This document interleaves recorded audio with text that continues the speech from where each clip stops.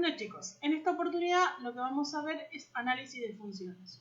Lo primero que tenemos que recordar es que tenemos un gráfico cartesiano donde tenemos un eje horizontal llamado X y un eje vertical llamado Y.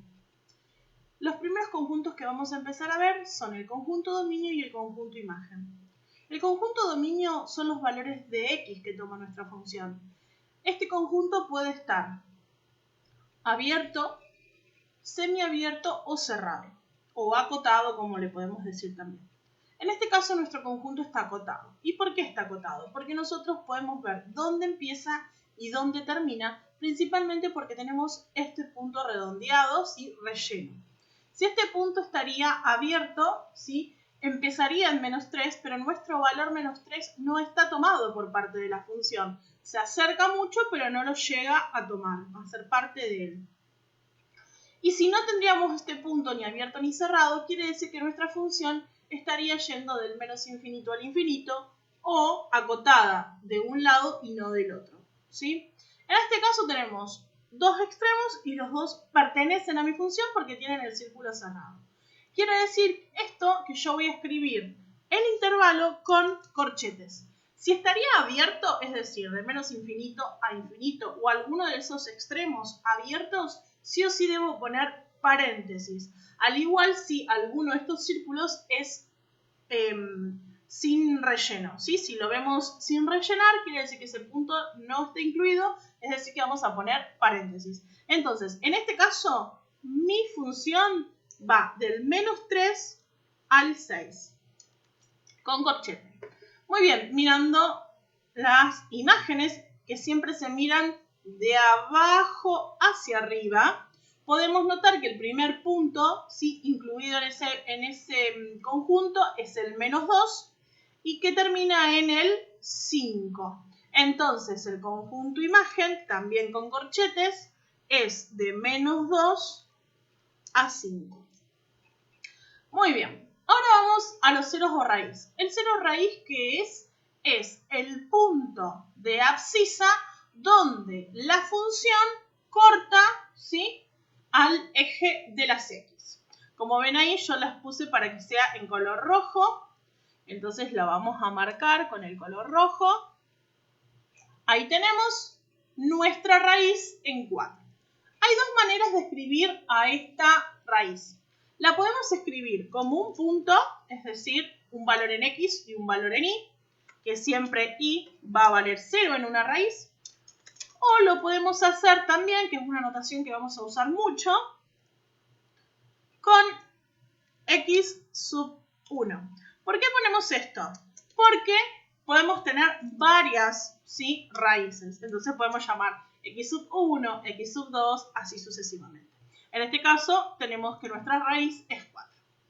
Bien, la ordenada al origen, ¿sí?, yo acá abrevié la palabra, pero es ordenada al origen, es el punto de ordenada donde la función corta el eje de la Y.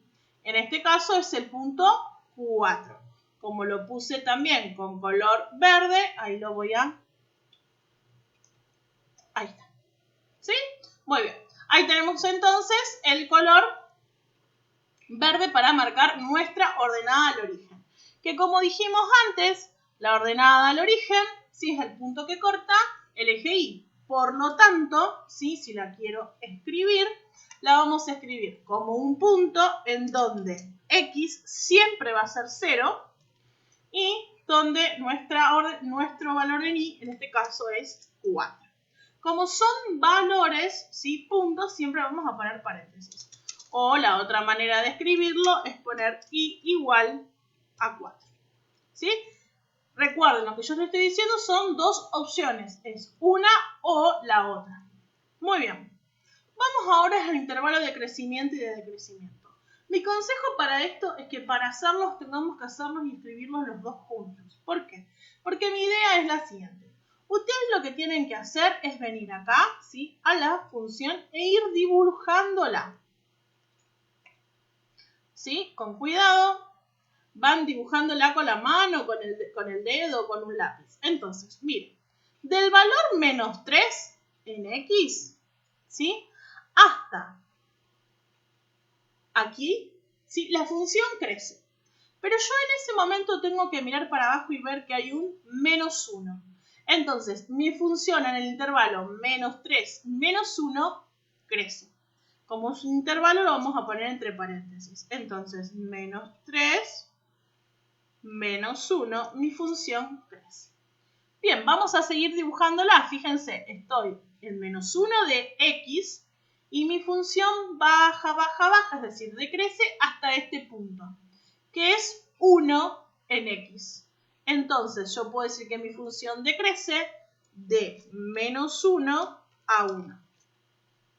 Muy bien, sigamos dibujando. Quedamos acá en 1 en x.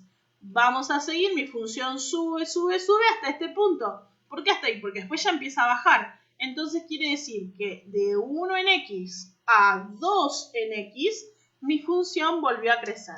Para eso vamos a usar la letra U, ¿sí? Que significa unión. Entonces vamos a poner en ese intervalo de crecimiento 1, 2.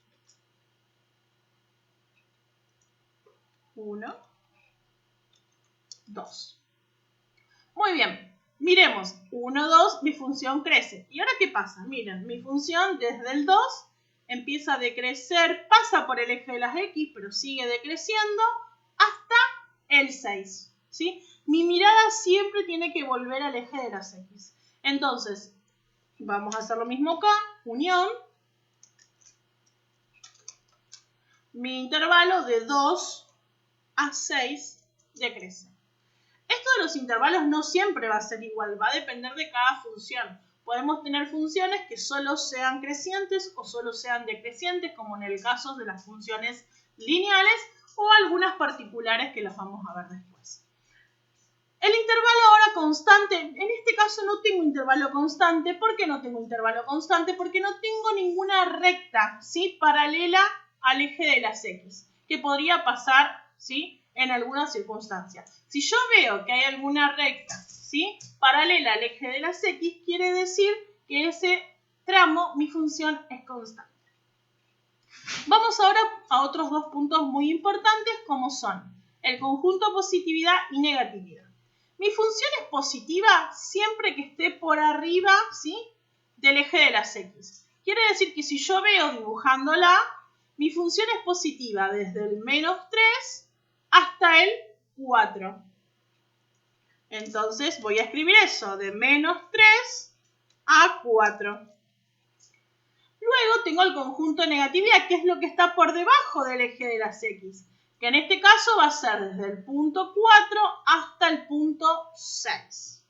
Es decir, del punto 4 hasta el punto 6. Siempre en el eje de las X miro los valores.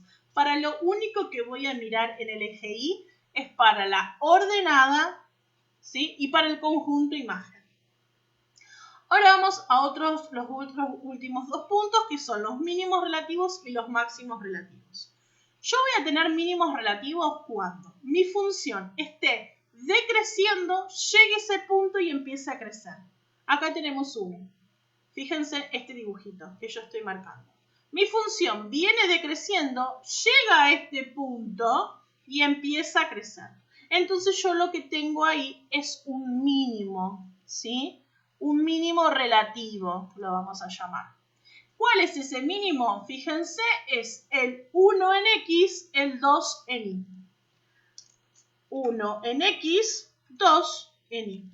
Son puntos en el plano, quiere decir que tiene una coordenada en X y otra en Y. Y los máximos relativos los vamos a tener siempre que la función crezca, llegue a ese punto y empiece a decrecer. En este caso tenemos dos máximos relativos, porque acá sucede esto y acá también. Miren chicos, la función viene creciendo, llega a ese punto y empieza a decrecer. Entonces los máximos en este caso son menos 1, 5 y 2, 3. Bueno, esto es todo por hoy para ver la primera parte de análisis de funciones.